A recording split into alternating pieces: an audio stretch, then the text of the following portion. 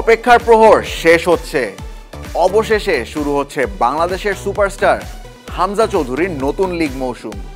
রবিবার ঘরের মাঠ কিং পাওয়ার স্টেডিয়ামে শেফিল্ড ওয়েডনেসডের বিপক্ষে চ্যাম্পিয়নশিপ লিগের 2025-26 মৌসুমের প্রথম ম্যাচ খেলতে মাঠে নামছে লেস্টার সিটি।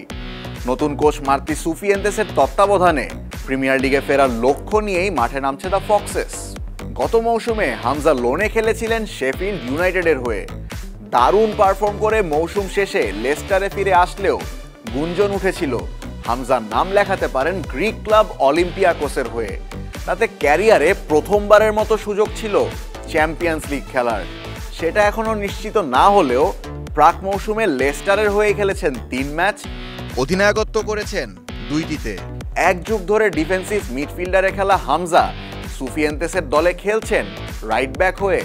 এই 3 ম্যাচেই হামজাকে দেখা গেছে দারুণ ছন্দে। গড় পাসিং অ্যাকিউরেসি প্রায় 90%, রয়েছে একটি অ্যাসিস্টও।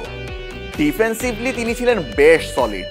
3 ম্যাচে তার দল গোল হজম করেছে মাত্র একটি। সম্প্রতি সামাজিক যোগাযোগ মাধ্যমে হামজা পোস্টও করেছেন প্রি সিজন শেষ, নতুন সিজনের জন্য প্রস্তুত। গায়েও কিন্তু জড়ানো লেস্টারেরই জার্সি। হয়তো লেস্টারই হামজার এই মৌসুমের ঠিকানা।